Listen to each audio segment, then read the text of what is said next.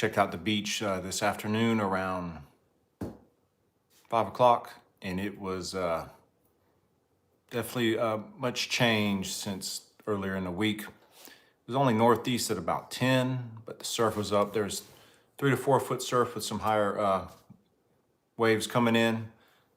The current was screaming from the south to the north. I watched one guy, he was actually using a 4-ounce pyramid. He would throw it out and it would be 20 to 30 yards north of him within about 15 seconds. So if you got Sputniks, the next few days you're gonna wanna use them. Looking at Friday, Saturday, and Sunday. Friday and Saturday, they're calling for the winds to be out of the east, northeast, straight east, 10 to 20. Then on Sunday, backing off to the east, southeast, up to 10 miles an hour.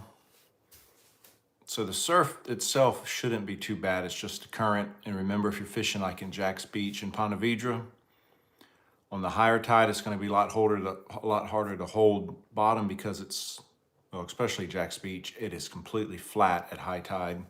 So you're going to want to fish the lower tide. Ponte Vedra, a little bit better because there's such a slope that on the high tide, definitely easier to fish than Jack's Beach.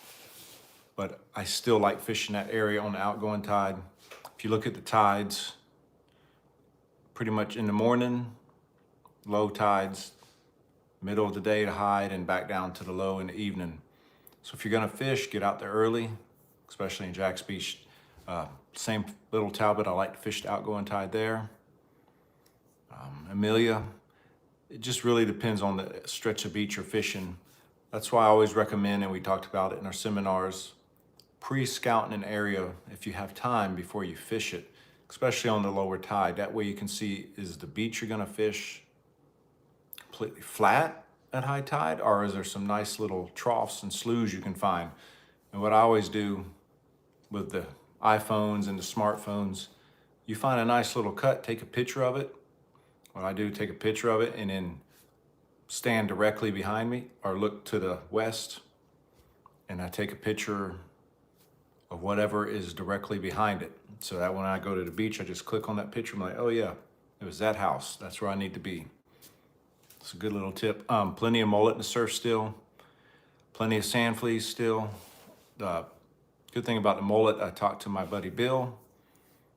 He's been seeing tarpon in Jack's Beach all week early in the morning. Last few days, water has been dirty. In fact, this afternoon it was pretty dirty too.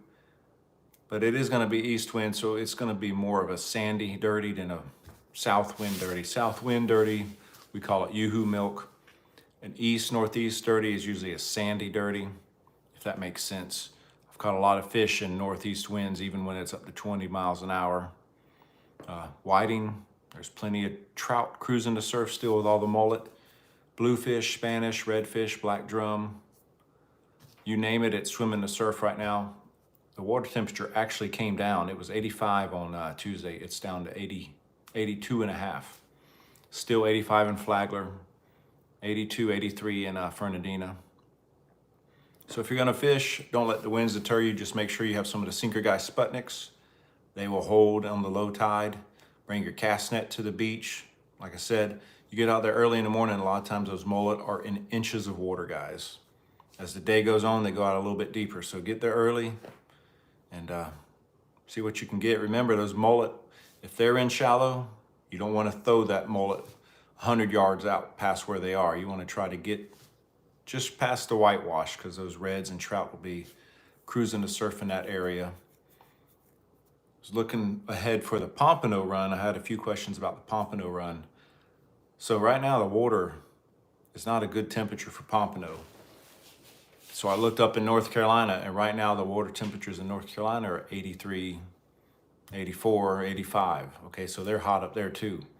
What you want to see is once those water temperatures hit about 79, between 76 and 79 in North Carolina, those fish are going to start moving. And especially because the cold fronts, as they start to come in, usually about mid-September, it's going to get cooler up there first, of course. Further north you go, the cooler it gets. Once that water hits about 74, 75 up there, they'll start catching all their whiting and big pompano, but it's also going to start pushing the pompano south. Dude, yes, Jeffrey, a lot of wind. But we need it. You know what? We've been in a stretch where we've had a lot of southwest and west winds. Man, honestly, if we could have like a 2 week stretch of east northeast about 15 miles an hour. I know all the fishermen don't want to hear it, but what it would do, it would create some nice cuts up and down the beach, get some of that sand moved to where we might actually be able to fish high tide in some of the areas of these beaches where it's just so flat at high tide. Not only that, the sand fleas love it, and the mullet will be by the thousands. I'd rather have a east wind from a cold front though than any of these storms. Speaking of storms, it looks like there could be a pretty nasty one, Ida, those I names. We don't like those I names. They are always bad. Could be headed towards Louisiana, so keep an eye on that as well.